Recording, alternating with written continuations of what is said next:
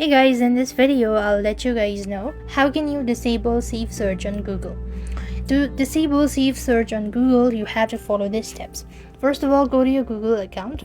So I'm gonna simply go ahead and open this up, after which you simply want to go ahead and click on manage your Google account, and on the left hand side bar select security. Here it is.